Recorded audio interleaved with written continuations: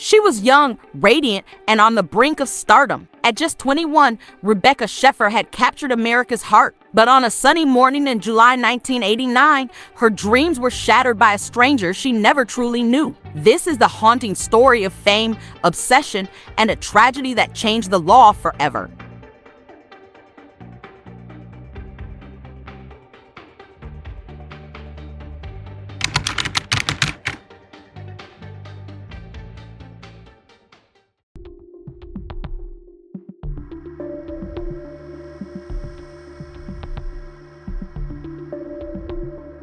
Rebecca Schaeffer was born in 1967 in Eugene, Oregon, a small-town girl with big dreams and a spark in her eyes.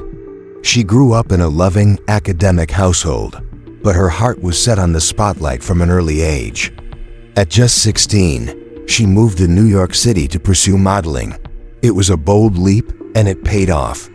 She began booking magazine shoots and commercials, her wholesome beauty turning heads instantly.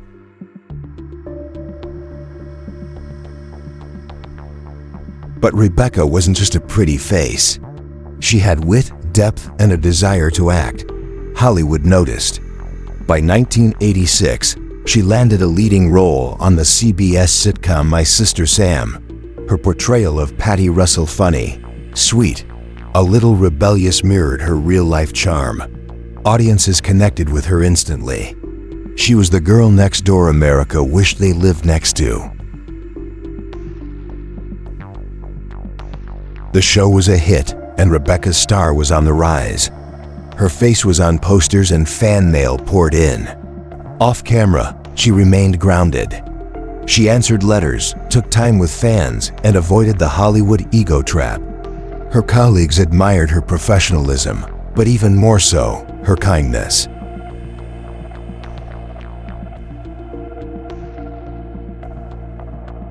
She had plans, big ones. Not just for her career, but for how she could use her voice for good. She started exploring film roles, appearing in Woody Allen's Radio Days and The Edgy, scenes from the class struggle in Beverly Hills.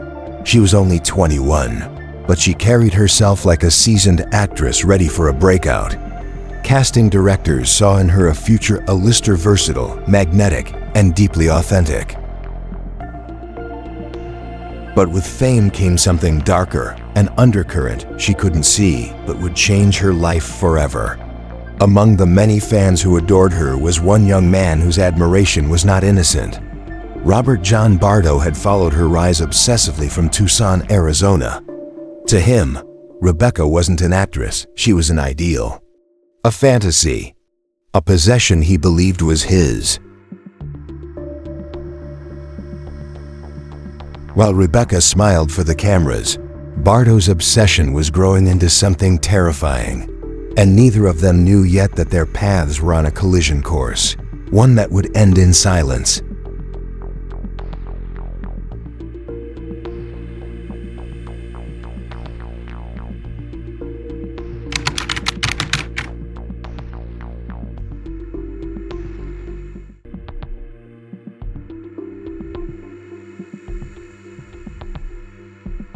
Robert John Bardo wasn't just a fan, he was consumed. For 3 years, his fixation on Rebecca grew darker. He wrote letters, dozens of them. One even reached her, and she kindly replied to Bardo.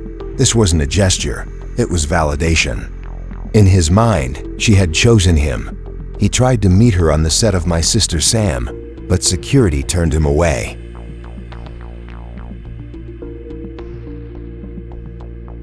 The rejection didn't stop him, it fueled him. He began collecting clippings, watching interviews, memorizing details. Things escalated when he watched her in scenes from the class struggle in Beverly Hills. She had a love scene. Fictional, brief, but to Bardo, it was betrayal. He saw her not as a person, but a fantasy he thought he owned, and she had ruined it.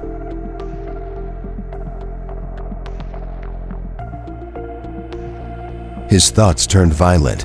He began planning. The idea of confronting her became an obsession. Bardo decided he had to find her. So he did something chilling. He hired a private investigator. The investigator used DMV records to locate Rebecca's home address in Los Angeles. It was shockingly easy, just a few phone calls, and he had everything he needed. On July 18, 1989, Bardo boarded a bus to California, carrying a copy of The Catcher in the Rye and a .357 Magnum. He walked to her apartment, rang the doorbell. Rebecca answered, not knowing her killer stood before her. She was polite, confused, and gently asked him not to return. He left, but he didn't leave for good. He returned an hour later, this time holding the gun behind his back. When she opened the door again, he shot her once in the chest at point-blank range. She collapsed in the doorway. Neighbors heard the gunshot. The city stopped still. Rebecca was rushed to Cedars-Sinai. Despite every effort, she died shortly after arrival. She was just 21. Her life, her career, her promise, all stolen in an instant. Bardo fled the scene, walking through traffic and wandering the streets in a daze. Police found him the next day in Tucson. He confessed immediately, showing no remorse. The news sent shockwaves across Hollywood. A rising star had been murdered by a stranger at her own front door. And for the first time, the nation began to truly understand the deadly cost of celebrity stalking.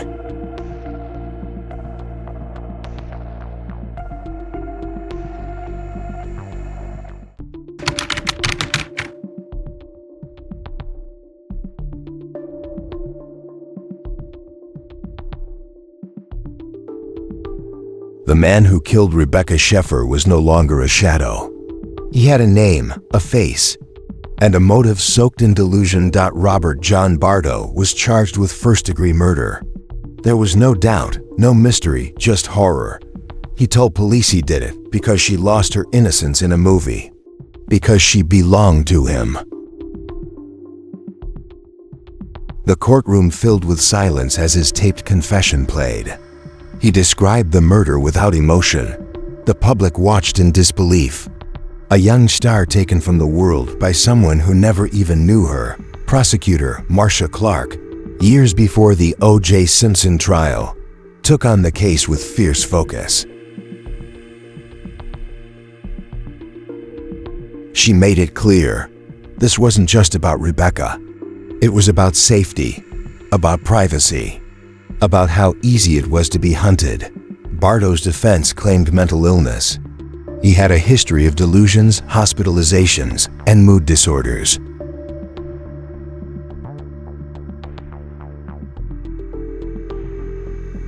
But no diagnosis could undo what had been done. Rebecca was gone. Her family shattered. Her parents sat in court every day quiet, composed but clearly devastated. They listened to every detail of their daughter's final moments, reliving a pain no one should face.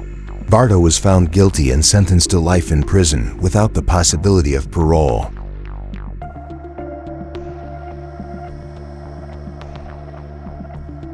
The trial ended, the gavel fell, but the reverberations had just begun. Rebecca's murder exposed a dangerous loophole, how anyone could access personal records with little effort. Her killer had used DMV records to find her home, and that loophole had cost her life. Lawmakers responded. California passed the first anti-stalking laws in the U.S. within a year of her death.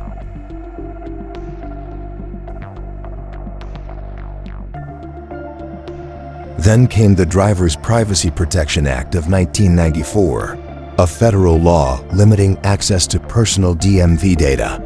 Hollywood, too, changed. Security protocols evolved. Celebrities began to take stalking threats seriously. Rebecca's case became a national warning. Intimacy and visibility can be a deadly combination.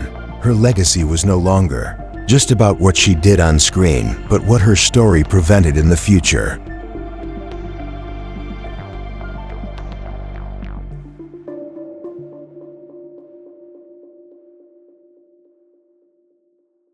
The media reflected. Headlines mourned, but also questioned. How had we allowed this to happen? And slowly, the world began to listen, not just to Rebecca's story, but to the silent danger fame can invite. The justice system caught one man, but the greater victory was making sure it never happened again.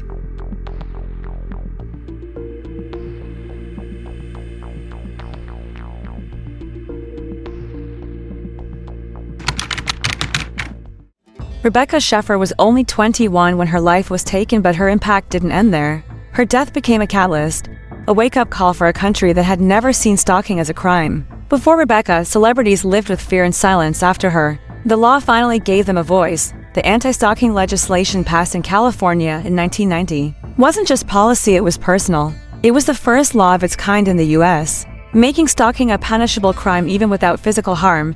Rebecca's parents, Benson and Dana Schaeffer, became quiet warriors for justice. They didn't scream or demand revenge, they advocated, they educated. They pushed for change, they stood in legislative halls, telling their daughter a story not with anger but with purpose. Their fight led to the 1990 for Drivers Privacy Protection Act, a federal safeguard for personal data. The entertainment industry also evolved.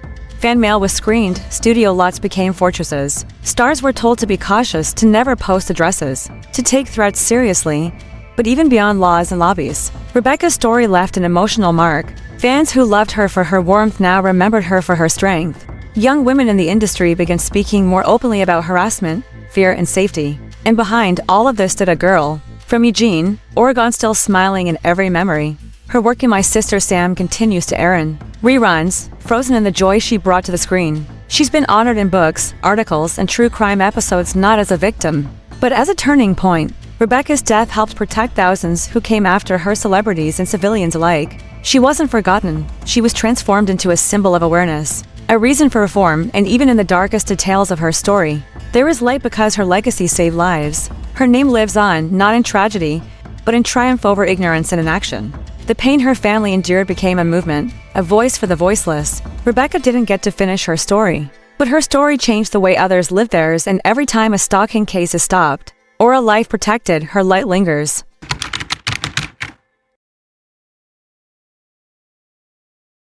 We see so much about fame, right? These glamorous lives, Right. or seemingly glamorous. Yeah, but there's often that darker side, admiration turning into, well, something dangerous. Exactly. And that's what we're diving into today, the really tragic story of Rebecca Schaeffer. Mm-hmm. An actress, young, career just starting. And it was cut short by this phenomenon of obsessive fandom. It's deeply disturbing. It really is. So, Rebecca Schaeffer, she was born November 6, 1967, Eugene, Oregon. Right. And interestingly, her first idea wasn't acting or modeling at all. No, it wasn't. She actually thought about becoming a rabbi. Quite a different path. Shows some depth there early on. It does. But then, high school, junior year, she starts modeling. Mm-hmm. And that kind of set things in motion. Yeah, that was the shift. From religious studies to, well, the camera. And pretty quickly, too. By 16, she's moved to New York City. Wow, 16. That's young to move to New York alone. Definitely. Enrolled in the professional children's school, and she started getting roles, small ones at first. Uh-huh, like on the soaps. Yeah, Guiding Light, One Life to Live, building up that resume. Those early gigs are so important. Just getting experience, getting comfortable. But the high fashion modeling thing, that hit a snag, didn't it? Yeah, apparently her height was an issue. She was 5'7". Which I guess wasn't quite tall enough for what they wanted then. Seems like it. She even went to Japan looking for modeling work there. And same problem. Yeah, faced similar hurdles. So it seems like that kind of pushed her more towards acting full time. Shows some real grit, though. Facing rejection and just, pivoting. Absolutely. You need that kind of resilience in that business. So much rejection. Well, it paid off. 1986, she gets a part in Woody Allen's Radio Days. Oh, right. There wasn't most of it cut. Yeah, sadly. But still, a Woody Allen film credit. And then the big one, the cover of 17 magazine. Oh, yes. That's huge visibility for a young actress. Totally. And that led directly to getting cast as Patty Russell in My Sister Sam. The CBS comedy with Pam Dauber. Exactly. Ran from 86 to 88, and it was pretty popular at first. Yeah, it cracked the top 25, I think. It did. But, that kind of sudden fame, it brings attention, not always the good kind. That's the double-edged sword, isn't it? Opportunity, but also scrutiny. Intense scrutiny sometimes. So, My Sister Sam, it got canceled after the second season. Yeah, mid-season was it? I think so. But she kept working. Did films like Scenes from the Class Struggle in Beverly Hills. Right, that's a key one in this story, unfortunately. Yes, tragically. Also Voyage of Terror, The End of Innocence, some TV movies. And she was involved in charity work too, right? Thursday's Child? Yeah, spokesperson for them. So a promising career involved in good causes. Yeah. Just, a young life full of potential. Definitely paints a picture of someone well-rounded, not just caught up in the Hollywood stuff. But that's where the story takes this awful turn. Her murder at 21. By an obsessed fan, Robert John Bardo. And the legal changes that came after, Okay. it's a huge part of her legacy, sadly. It is. And Bardo, this wasn't his first obsession, was it? No. Before Rebecca, he was fixated on Samantha Smith. The young girl, the peace activist, who wrote to the Soviet leader. That's her. She died in a plane crash in 85. And after her death, his focus shifted. To Rebecca. Hmm. And chillingly, he'd already tried to contact her before the final act. Right. So let's get into that. Yeah. That obsession. It's deeply troubling. Yeah. What strikes you about how it started? Well, the pattern first. Young women in the public eye, Samantha Smith, then Rebecca, it suggests this idealization, but a really distorted kind. Yeah, this sort of parasocial relationship where he feels this connection that's completely one-sided and it just twists. And the timeline with Rebecca, he sent her letters, lots of them apparently. And she actually replied to one. Can you imagine? Just a polite reply, probably standard fan mail stuff. But in his mind, it becomes something more. Validation. A sign of a special connection. It's terrifying. Yeah. Then, 1987, he goes to LA, tries to get onto the My Sister Sam set twice. Right. Warner Bros. Security turned him away the first time. Okay, good. But he came back. Came back a month later. And this time, he had a knife. Oh my God. A knife. Security stopped him again. Thankfully, yes. But that escalation, from letters to showing up, then showing up armed, huge red flags. Massive. You'd think that would be it, but... Well, he went back to Arizona, and for a while, his focus seemed to drift. Pop stars? Tiffany, Debbie Gibson, Madonna. Yeah, like he just latched onto someone else for a bit. But it didn't last. The obsession with Rebecca came back. And the trigger. It was seeing her in that movie, wasn't it? Mm-hmm. Scenes from the class struggle in Beverly Hills. Yes, there was a scene. She was in bed with another actor, just acting a role. But for Bardo, seeing that, it apparently sent him into a rage. How does a movie scene do that? It's just, it shows how detached from reality his thinking was. It's that perceived betrayal, isn't it? Yeah. She wasn't conforming to the fantasy he'd built. She crossed some imaginary line in his head. And his reaction, the language he supposedly used, wanting to punish her for becoming another Hollywood whore. Horrifying. That possessiveness, the misogyny, feeling entitled to judge and control someone he didn't even know. It really shows how dehumanized she was in his eyes, just an object in his narrative. Exactly. And any deviation from his script was unacceptable, punishable. And then how he found her. This is maybe one of the most chilling parts for me, how easy it was. He learned from another case, right? The man who attacked Teresa Saldana. Arthur Richard Jackson, yeah. Jackson used a private investigator to get her address. So Bardo did the same thing. Paid a PI agency in Tucson $250. $250 to get her private home address from the California DMV. It's unbelievable. The lack of protection for that kind of information back then. A massive systemic failure. It just gives me chills thinking about it. And it worked. He got the address. And then he got a gun, a .357 Ruger. His brother helps him get it. So he had the address, he had the weapon, the intent was clearly there. All the pieces were in place. Just awful. July 18th, 1989. He goes back to LA, third time. But this time, he knows exactly where she lives. And he doesn't just go there. He walks around the neighborhood asking people if she lives there, confirming the address. Yeah, that level of planning. Reconnaissance almost. It wasn't impulsive. So he goes to her apartment, rings a bell. And Rebecca answers. She was apparently getting ready for an audition. Godfather Part 3. Wow. What an opportunity that would have been. She was expecting a script delivery, apparently. So she opens the door, and it's him. He shows her the letter, the autograph she'd sent him before. They talk briefly, and she tells him, please don't come back here again. Politely but firmly setting a boundary, as anyone would. But for someone like Bardo, that rejection, it can be the final trigger. He leaves, goes to a diner nearby, eats breakfast. Which is also just eerie. That calm before. But then he goes back about an hour later. Rings the bell again. She opens the door again. He said later she had a cold look on her face. Well, yeah, she just told him not to come back. She was probably scared, angry. Absolutely. And then he just pulls out the gun. Shoots her, point blank. In the chest, right there in her doorway. The brutality is just incomprehensible. Her last words, according to him, ouch. And then, why? Why? Oh, God. That question, why, just captures the senselessness of it all. They rushed her to Cedars-Sinai, but she died 30 minutes later. Just 21 years old, a whole life, just gone. She was buried in Portland, Oregon, a Havai Sholem cemetery. Such a waste, such a horrific end to a promising life. The aftermath. Well, Bardo was caught quickly, right? The next day. Yeah, people saw him running in traffic, acting erratically. Police picked him up. And he confessed immediately. Seems so. Admitted to the murder right away. Marcia Clark prosecuted the case. That's right. Before the O.J. Simpson trial made her famous. He had a bench trial, so judge, no jury. And was convicted. First-degree aggravated murder, life in prison, no parole. Which is justice, legally speaking. Yeah. But the impact went so much further than just his conviction. Oh, absolutely. This case became a major catalyst for change.